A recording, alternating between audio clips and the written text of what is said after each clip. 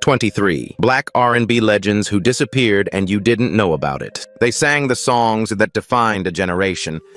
But where did they go? Some died mysteriously. Others were quietly pushed aside, and a few just walked away never to return to the stage.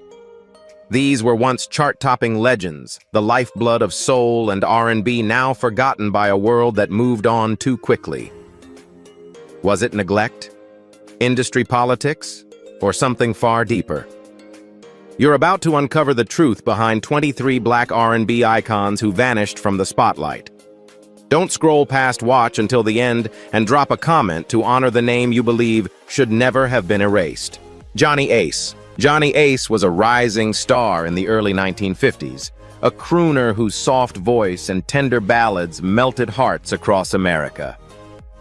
Born John Marshall Alexander Jr. in Memphis, Tennessee in 1929, he found his path to fame as a pianist for B.B. King before stepping into the spotlight himself. With hits like Pledging My Love, Cross My Heart, and My Song, he quickly became a teenage idol, especially among black audiences in the segregated South. But behind the smooth tunes and growing fame was a young man known for being carefree and daring. On Christmas Eve in 1954, during a performance break in Houston, Texas, Johnny was backstage joking with friends, reportedly drinking and showing off a .22 caliber revolver. What happened next remains debated to this day. Some say he was playing Russian roulette. Others claim it was an accident while he tried to impress his girlfriend. But the result was the same. A single gunshot to the head ended his life instantly. He was only 25 years old. His death sent shockwaves through the music world. Thousands attended his funeral, and his biggest hit, Pledging My Love, soared even higher on the charts posthumously.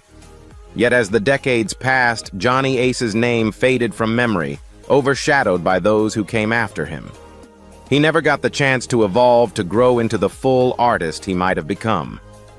Big Mama Thornton, who witnessed the tragedy firsthand, later said he had no death wish, just recklessness paired with youth.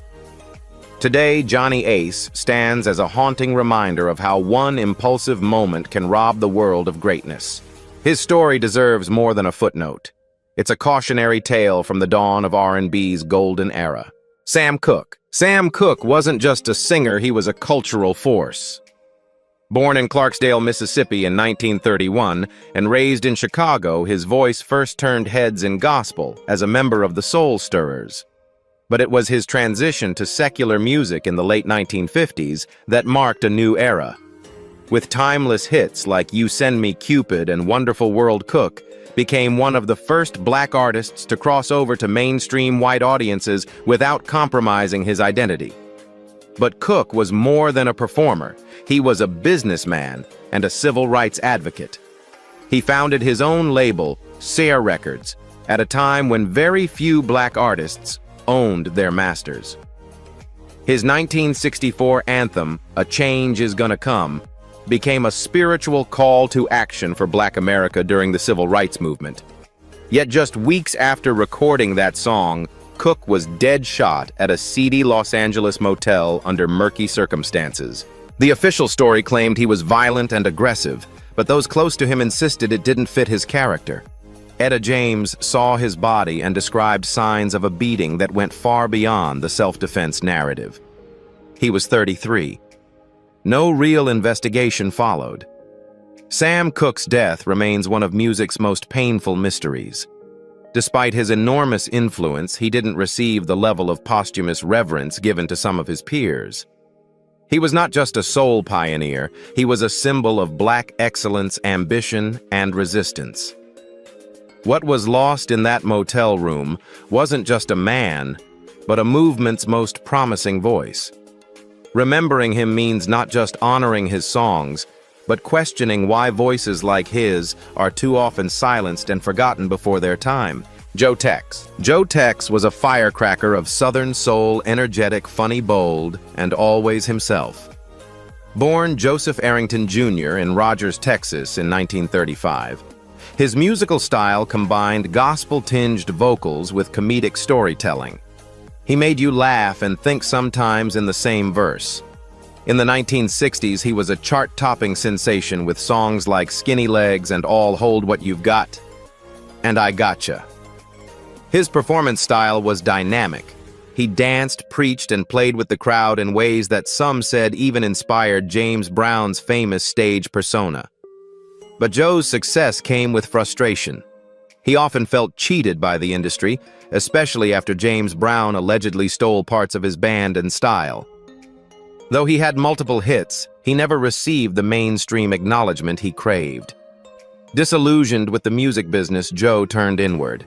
He converted to Islam in the 1970s and adopted the name Yusuf Haziez, withdrawing from the limelight. He spent his later years in his hometown of Navasota, Texas, living simply, rarely performing, and devoting himself to spirituality and community.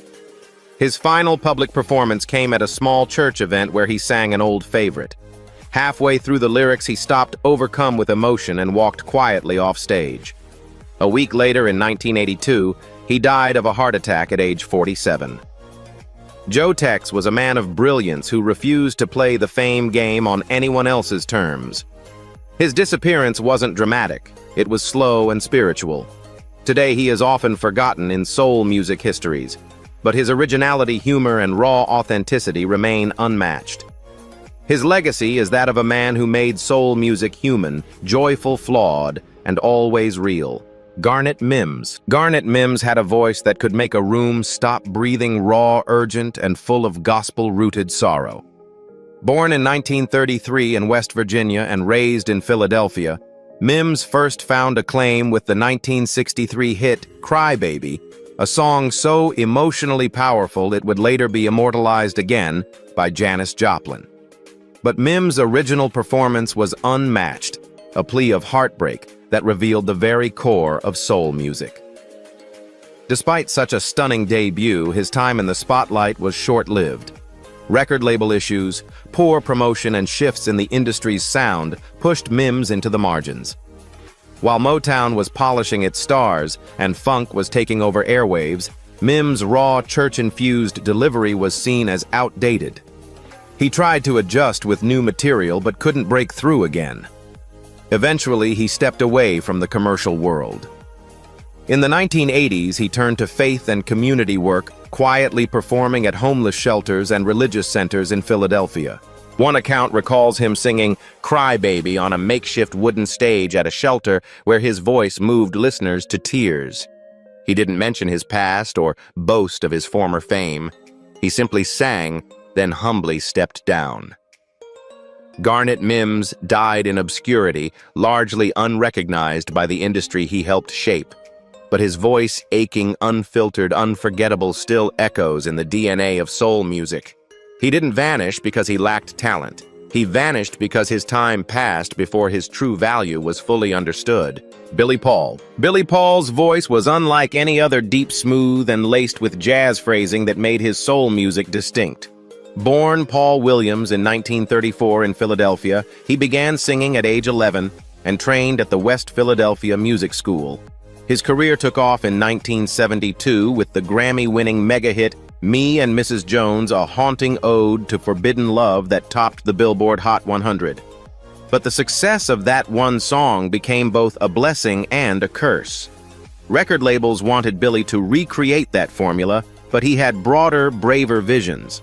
He released politically charged music, including Am I Black Enough for You and Let's Make a Baby, tackling themes like racial identity and family topics radio stations deemed too controversial.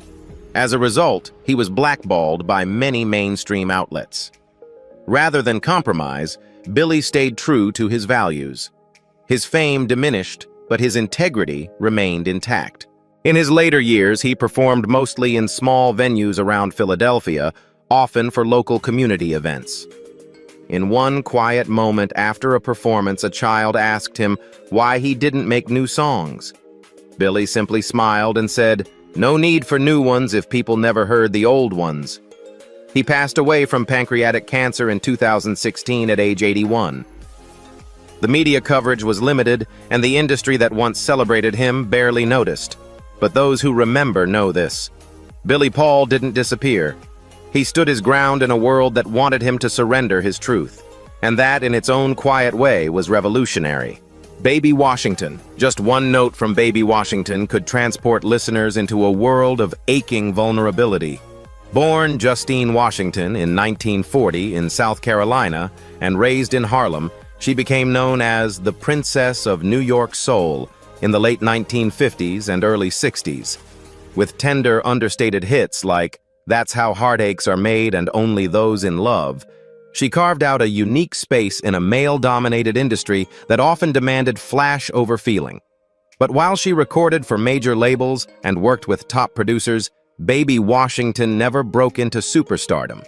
Her style, introspective and elegant, began to fall out of favor as soul gave way to funk and disco. The industry turned its back on the kind of subtle storytelling she specialized in. Unlike her peers who rebranded or pursued crossover success, Baby Washington quietly faded from the charts. There was no scandal, no drama, just absence. By the late 1980s, she was reportedly working in a beauty salon in Queens. One astonished customer recognized her and asked why she had left music. She answered simply, "I've sung enough. People just don't remember." No bitterness, just quiet acceptance. She continued to sing in private at church or family gatherings, but never sought a comeback. Baby Washington didn't disappear in the way most stars fall. She walked away gracefully. Her legacy is a reminder that not all legends need headlines. Some speak more powerfully in the quiet moments if we only take the time to listen. Sam Moore. Sam Moore was one half of the explosive duo Sam and Dave, whose hits like Soul Man and Hold On I'm Coming lit fire to stages throughout the 1960s. Born in 1935 in Miami, Florida, Sam's gospel-trained tenor blended perfectly with Dave Prater's deeper tone, and together they became icons of the Stax Records soul revolution.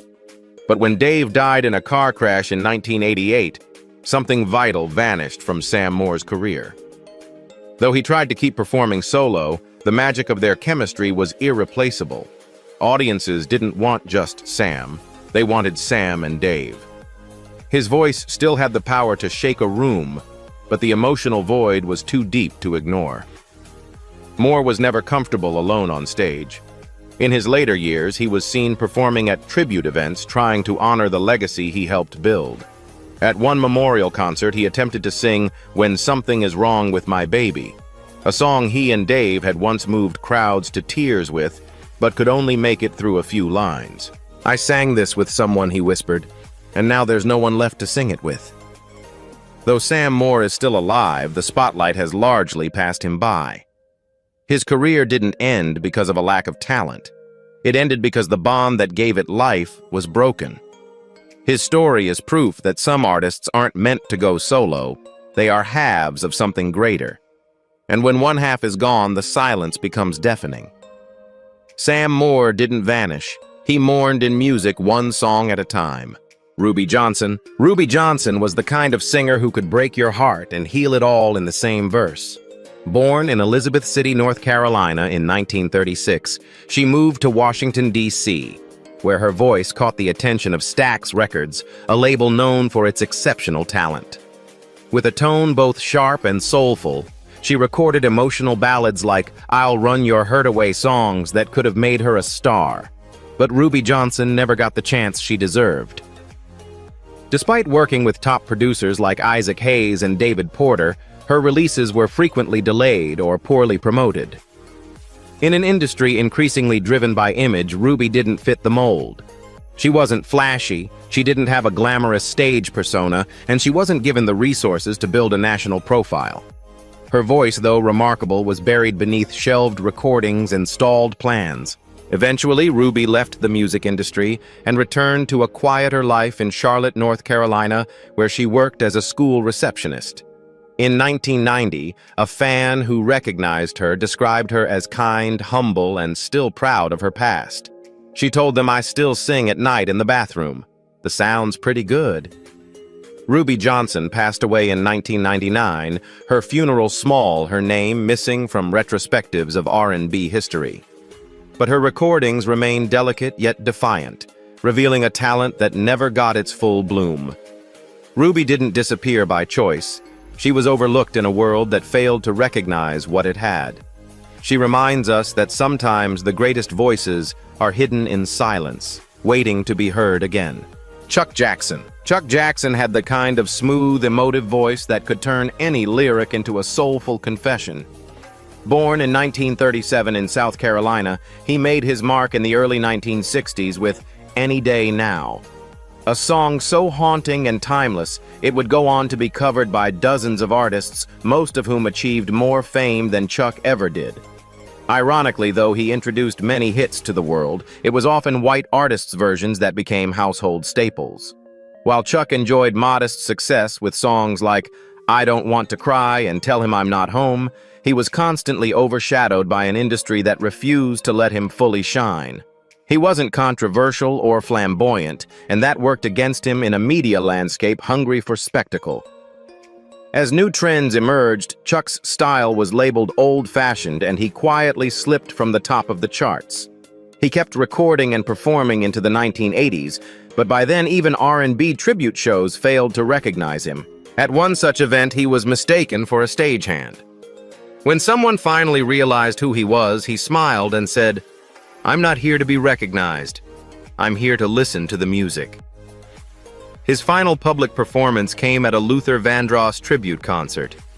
When he sang Any Day Now, he paused mid-verse and softly said, "I've waited my whole life for that day to come, when people remember who sang it first." Chuck Jackson died in February 2023 at the age of 85. There were no headlines, no major tributes. But to those who still remember the golden age of soul, he remains one of its most elegant voices, a gentleman vocalist whose dignity and talent never faltered even when the world looked away. Gene Chandler. Gene Chandler will forever be remembered for one iconic phrase, Duke, Duke, Duke of Earl. Born Eugene Dixon in 1937 in Chicago, he shot to fame in 1962 with Duke of Earl, a doo-wop anthem that sold over 1 million copies and became a cultural landmark. With his regal stage persona complete with cape top hat and cane, Chandler became the symbol of early 60s black pop royalty. But even royalty isn't immune to the changing tides of the music industry.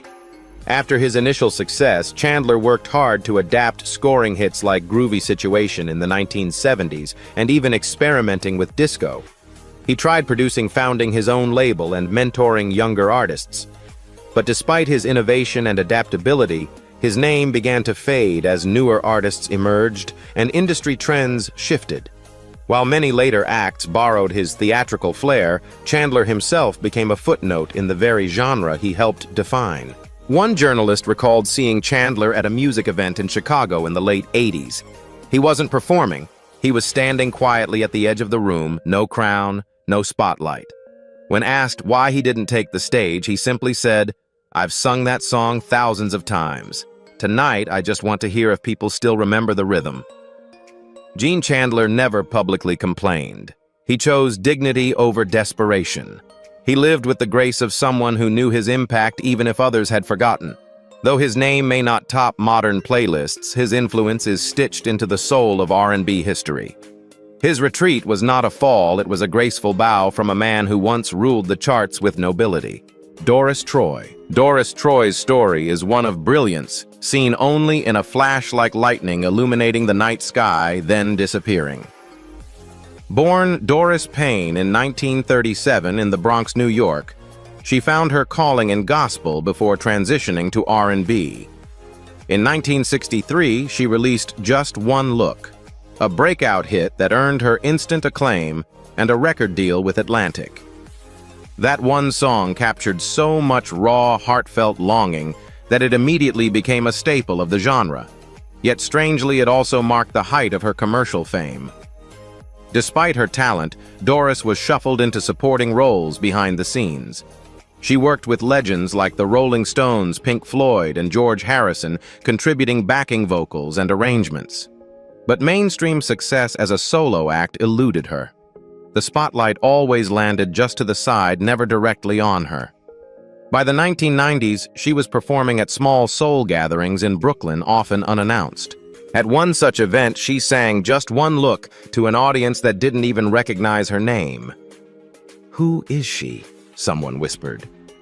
An elder in the crowd replied, "She paved the way for everyone you hear today." Doris spent her later years teaching music in churches and mentoring young singers. When she passed away in 2004, only a few articles marked her death. But her voice, smooth, pleading, unforgettable, lives on in the echoes of every soul singer who came after her. Her legacy is a powerful reminder that fame isn't always the best measure of impact. Doris Troy didn't vanish, she was overlooked. But her influence once glimpsed is impossible to forget for those who truly listen. Maxine Brown. Maxine Brown was more than just a singer. She was the emotional anchor of early soul. Born in 1939 in Kingstree, South Carolina, and raised in New York, she made her mark in the early 1960s with deeply heartfelt songs like All in My Mind and Funny. Signed to Scepter Records, the same label that launched Dionne Warwick, Maxine possessed a velvety, expressive voice that brought warmth and wisdom far beyond her years. She was once poised to become a leading lady in R&B. But as the industry evolved and marketing budgets favored a select few, Maxine was quietly nudged into the background. Unlike some of her label mates, she wasn't given the same promotional push, and despite her talent, she was labeled supporting the foundation others built stardom upon. She helped shape the sound of the era, yet her name was often left off the headlines. In 1985, Maxine appeared unexpectedly at a music festival in New Jersey. She didn't wear glamour or demand fanfare, just a simple dress and knowing eyes. When she began to sing, older fans gasped in recognition, while younger ones whispered, "Who is she?" After her performance, a young girl asked for a photo. Maxine smiled gently and said, "You don't need to know who I am. Just know I used to sing for people like your mother." Maxine spent the rest of her life with grace, never bitter about being overlooked. She often said, "I sang with all my heart, that was enough." She wasn't seeking monuments, just memory. And for those who know their soul history, Maxine Brown remains one of its purest, most unheralded voices, a gem who never stopped giving. Harold Melvin. Harold Melvin was the architect of one of the most beloved soul groups of the 1970s. Harold Melvin and the Blue Notes. Born in 1939 in Philadelphia, he formed the group in the 1950s, but their true breakthrough came after Teddy Pendergrass joined as lead vocalist. With songs like If You Don't Know Me By Now and Wake Up Everybody, the group became a defining sound of Philly soul. Yet despite being the founder and namesake, Harold's role in history has been overshadowed. As Teddy's star rose, the public increasingly viewed the group as Teddy's band, pushing Harold further out of the spotlight. Ironically, Harold had discovered Teddy and mentored him, yet the torch he passed became a spotlight that left him in the shadows. When Pendergrass went solo, the Blue Notes struggled to retain their identity, and Harold found himself performing at weddings, charity events, and small clubs just to keep the music alive. In his final public appearance at a hospital benefit in Philadelphia, Harold performed briefly. An audience member asked, "Are you with the old Blue Notes band?" He replied with a weary smile, "I am the old band kid." That quiet acknowledgement spoke volumes. Harold Melvin died in 1997. His passing noted only in small circles. No major tributes, no national mourning.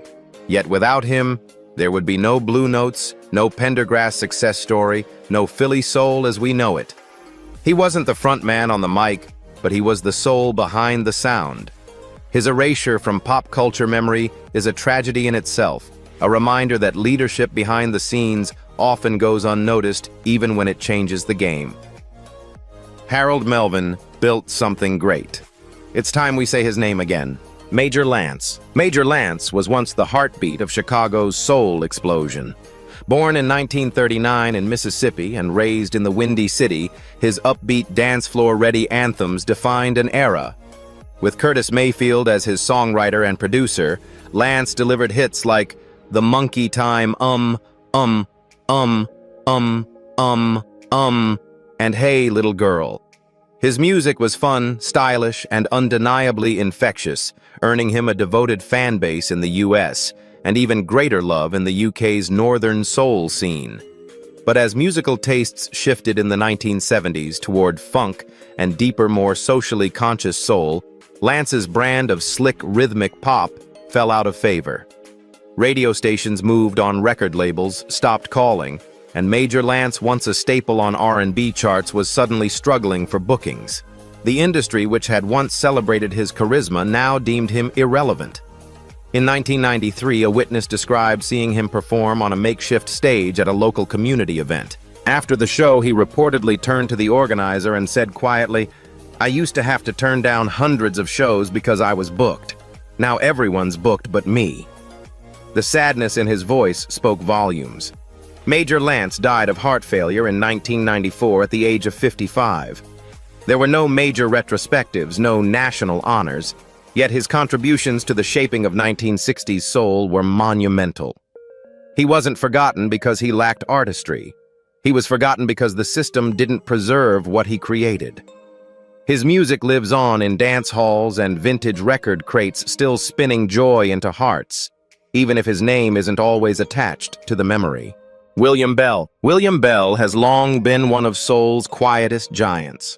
Born in Memphis in 1939, he was one of the first artists signed to Stax Records and helped shape its emotionally charged sound. His debut single, "You Don't Miss Your Water," became a soul standard, followed by unforgettable tracks like "I Forgot to Be Your Lover" and "Private Number." Bell's voice was tender, reflective, less showy than his contemporaries, but deeply resonant. What made Bell exceptional also contributed to his relative obscurity. He avoided controversy, refused to chase trends, and let his lyrics do the talking. While others rose to prominence with flash and flair, Bell was the soulful craftsman behind the curtain, often writing hits for others, content to focus on artistry rather than spotlight. In 2000, at a Memphis Music Awards ceremony, Bell performed one of his classics. Only a few people recognized him. A young man approached afterward and asked, "Did you write that song?" Bell simply replied, "I've lived in those lyrics longer than anyone." Then, without waiting for applause, he quietly exited the building. Despite his low profile, Bell continued creating, even earning a Grammy in 2017 for "This Is Where I Live," proving that talent, when nurtured with integrity, never truly expires. Yet, he remains curiously absent from many greatest lists, perhaps because his humility kept him from demanding attention.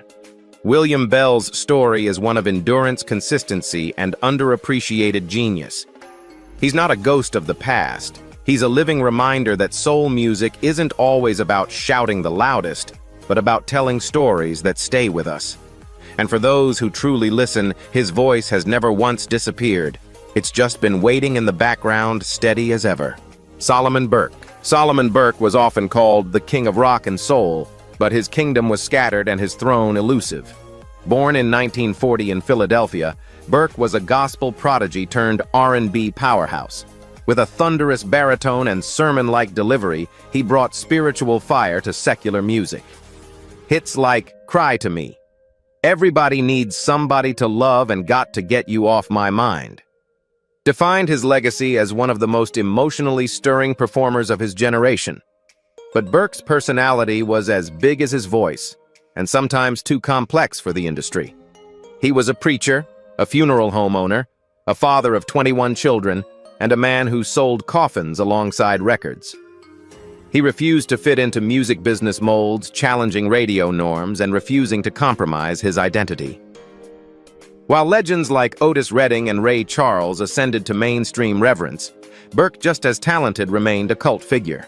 Despite his lack of consistent commercial success, Burke never stopped performing.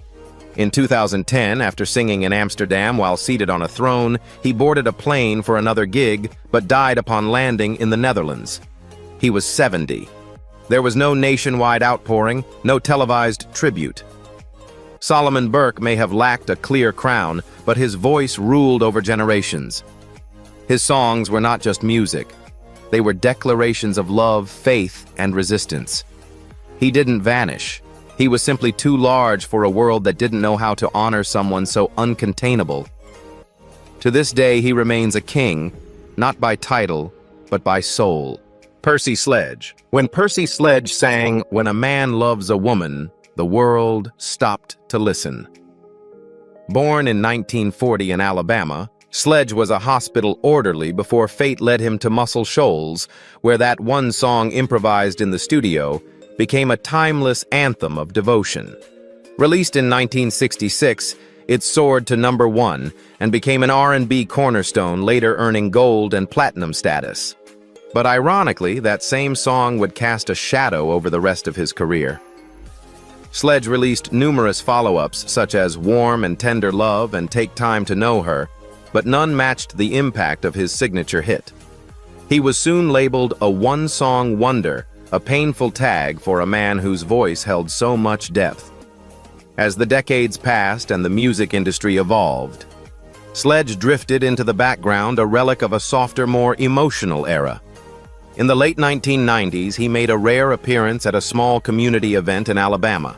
After singing his famous hit, he reportedly sat alone in a parking lot whispering, "I still love music, but it seems like music has forgotten me."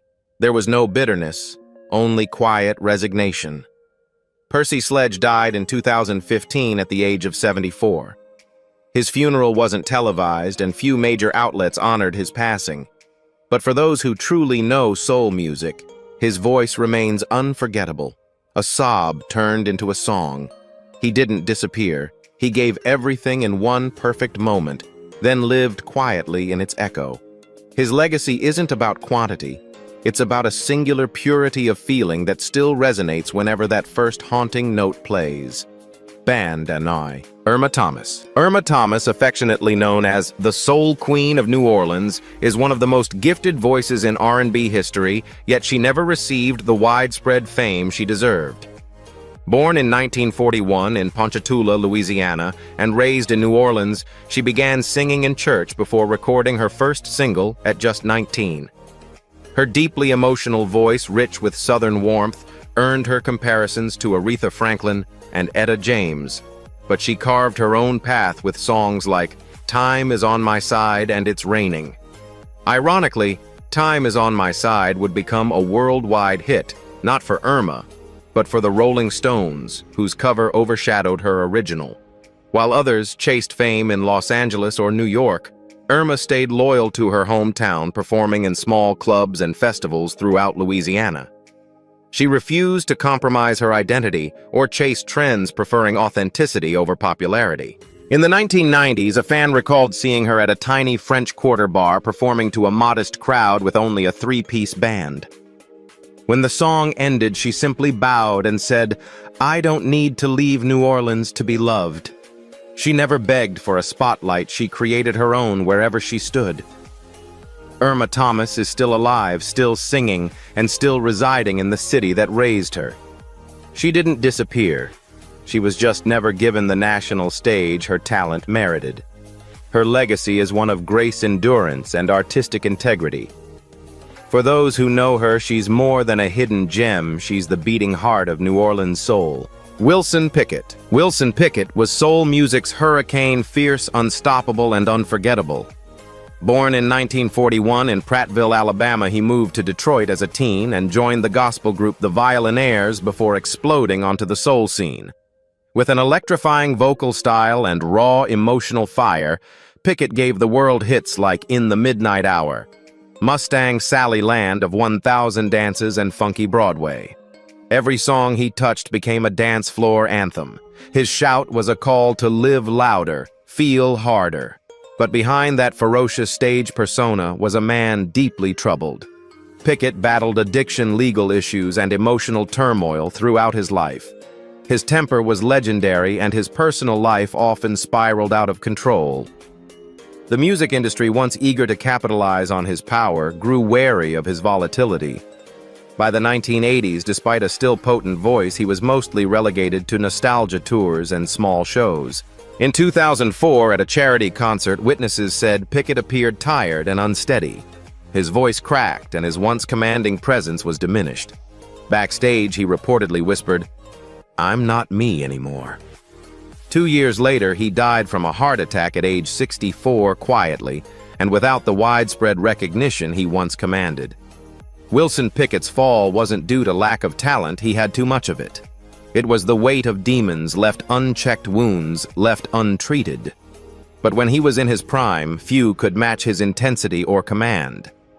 His legacy is complicated but essential, a reminder that passion without peace can burn a man out. But what he leaves behind, that voice, that energy, is immortal.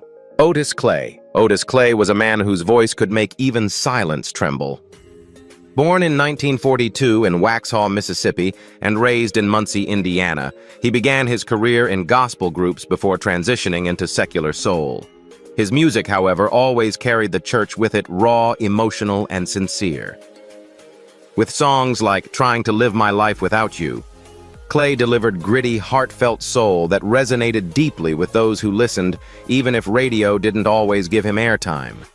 Though he was nominated for a Grammy and revered in Southern soul circles, mainstream success largely eluded him.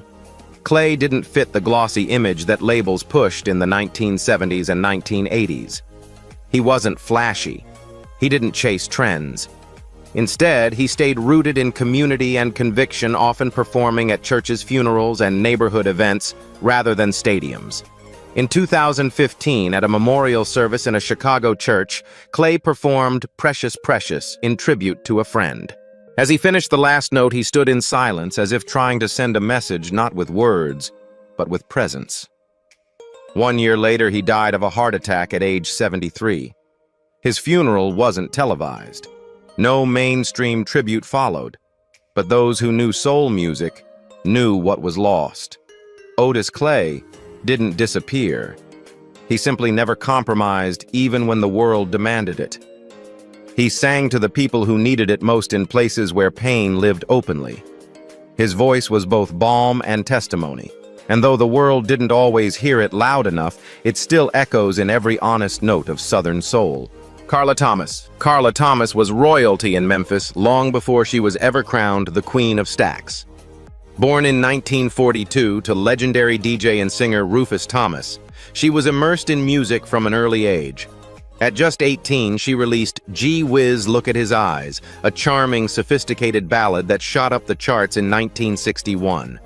With her soft, refined voice and poised demeanor, she became one of the first female stars of soul, a trailblazer who helped define the Memphis sound. Her collaborations with Otis Redding, especially the beloved duet Tramp, revealed a playful side and cemented her role as a key voice in Southern soul.